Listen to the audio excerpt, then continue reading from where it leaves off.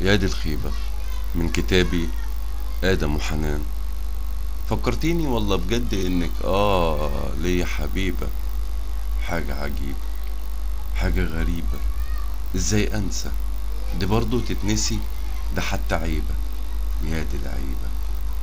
ده حتى يا شيخة كلك طيبة.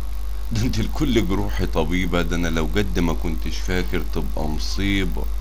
يا دي الخيبة. طبعا اكيد بتهرجي. ده اسمه ايه اللي انت فيه؟ اي نوع من الاستعباط؟ ده انا لما صبري نفد وكيلي فاض من كتر انتظارك جبرت نفسي عن النسيان، وحبست نفسي بين اربع حيطان، وقعدت اندب على الزمان انه وقعني في هواكي، اني عرفتك من الاساس. جايه دلوقتي تقوليلي انت فين؟ لا بجد، انت نسيتين انا ابقى مين.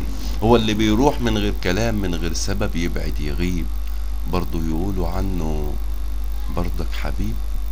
ازاي؟ ازاي اسيب قلبي وارحل من العذاب، وامشي ادور ورا كل باب عن دوا القلب اللي داب من كتر الغياب، ويا دوب ما صدقت انسى وهشم نفسي، افتح شباكي في بيتي واعلي حسي، البيت اللي من قفلته هربت منه شمسي. ببساطة كده ترجعي بعد كل ده وتقوليلي ازاي كده؟ لا وكمان، لا وكمان. شوف يا اخي، بتقوليلي اخر حوار كان ما بينا كان كلامه عادي خالص، كان طبيعي، حتى عيد كل الجمل. مش هقولك ده انا لو جمل او معمول لي عمل، ده انا لو مبنك، ده انا لو مبنك هبقى حاسس. يا وقعة سودا، كان كلامه عادي خالص.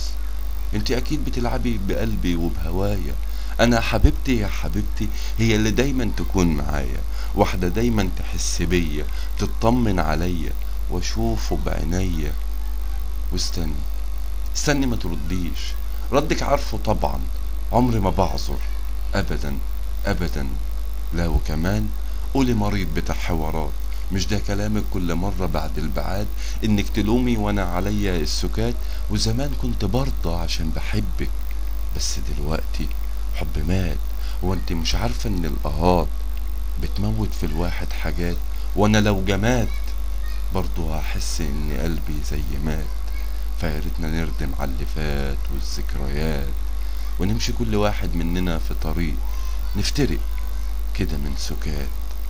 فكرتيني والله بجد انك ليا حبيبة. يا دي العيب.